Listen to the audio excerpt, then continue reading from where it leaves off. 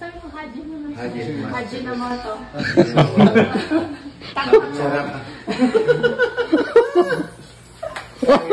Nahirap ng buhay na rin. Kaya nga, mainit, mabanas na nga eh. Mag-iisip ka pa. Dudugo pa yata ang yung taga-Tamisian na nag-Japan din, ay di hirap na hirap nga siyang mag-Nihongo.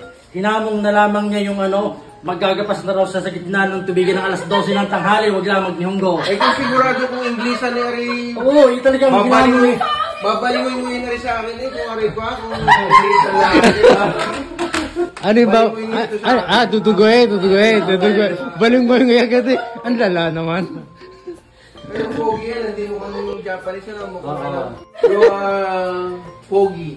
Pogi, guwapo, handsome. Tanong mo kasi gano'n yung sa Nihongo kay Ninang Ano Leia. sa Nihongo ang pogi? Kakuy. Kakuy. Both, kakuy. Yeah. Ayan, tawa, thick boy. What's na ang pangalan niyan? Yotaka. Kiyotaka. Kiyo. Nagtatansit. Kiyotaka. Kiyo na lang po. You know... Nine. You know Pining Jersey yan? Mikuto. You know Mikuto? Mikuto family. Kiyo, Nihongo na sila. Atsuy ne!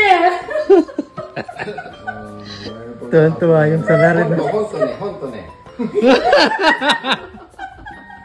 Okay ka. Okay na, reveal. Bawal na yun. Okay ka pa. Kaya nga, hirap.